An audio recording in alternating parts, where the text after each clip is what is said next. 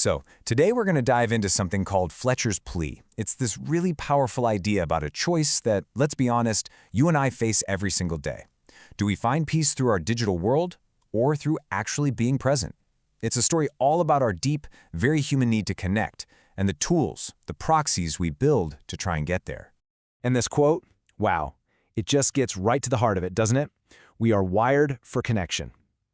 But we've always looked for these proxies. Think of them as stand-ins for the real thing. You know, they're like the simplified version of a really messy, complex reality. They offer the comfort of an easy answer when life is anything but. And wouldn't you know it, today we have the ultimate proxy, artificial intelligence. I mean, it is without a doubt the most powerful, the most seductive stand-in for real connection we have ever invented, and it is fundamentally changing the way we live our social lives. So, let's talk about the lure of these proxies. How exactly did AI become such a huge force in our lives? It promises to bring us all closer together, but does it really? Well, here's the central conflict. The source material calls AI a double-edged flame. And that's such a perfect description, right? On one hand, it offers the warmth of connection, that ease of instant communication, but on the other, it carries this huge risk of blinding us to what's real and actually creating a deeper sense of isolation, even when we're constantly plugged in. All right, so let's really look at both sides of that flame. We have to start with the good because there is undeniable good that AI can bring to our social worlds. Look, when it's used right, AI can be this incredible bridge builder. You've got real-time translation connecting people who literally don't speak the same language. You have chatbots offering mental health support to people who might never have reached out otherwise. The real magic of AI here is that it's removing obstacles to genuine human interaction, not trying to replace it. This slide really lays out the contrast, doesn't it? On one side, you have AI as that bridge, but on the other, you have the echo chamber. The exact same technology that can connect us can also trap us inside our own little bubble, just reinforcing what we already believe and shielding us from anything or anyone different. The source material has this fantastic character, a wise old dragon named Zoran, and he just nails it with this description. The echo chamber, it's a comforting illusion. It feels warm, it feels safe, but then you realize you've just been listening to your own voice bounce off the walls, and you're totally cut off from the real world. And it goes beyond just the echo chamber. There are other really clear risks. Our connections can become super superficial, right? We start chasing likes instead of meaning. Our privacy is being chipped away constantly. And the algorithms themselves, well, a lot of them are designed to be addictive, to keep us scrolling instead of actually living.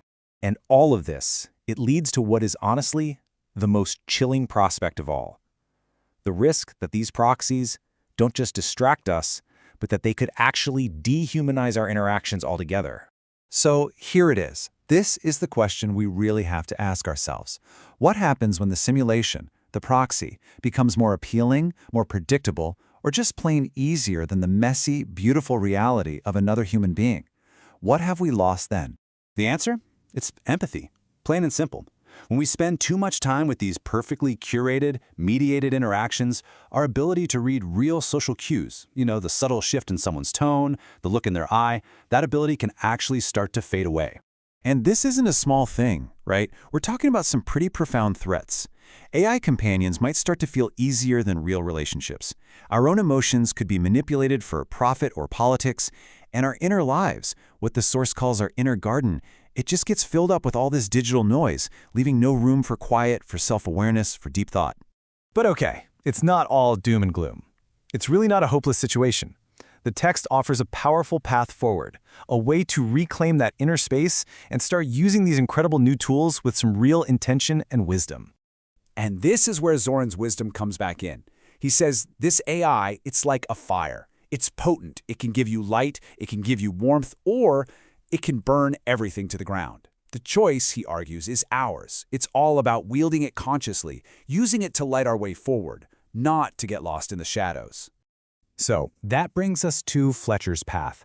This is the practical side of things. It's a set of principles for using AI intentionally, not to escape our humanity, but to actually enhance it. And what I love about these principles is just how clear and actionable they are. First up, automate the boring, mundane stuff to free up your time for what really, truly matters. Second, curate your digital diet just like you would your food. Choose what nourishes you. Third, practice intentional disconnection. Give yourself a digital detox to rebuild your focus. And finally, use these amazing tools to learn about yourself, not just to get validation from everyone else. Your journey, my journey. It all begins with just a single, conscious choice. And to help with that, the source offers a few practical exercises. They call them dragon trials to help sharpen your awareness, like right now. Here are 2 you can literally start today. First, it's called the digital sunset. Simple. For 1 hour before sunset, no screens.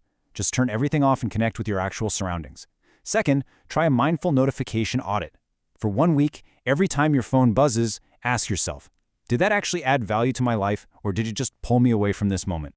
So, in the end, the message here is a really powerful one.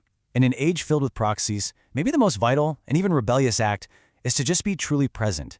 The technology isn't going anywhere, that's for sure. But the choice of how we use it, how we tend to our own inner gardens, well, that remains entirely ours.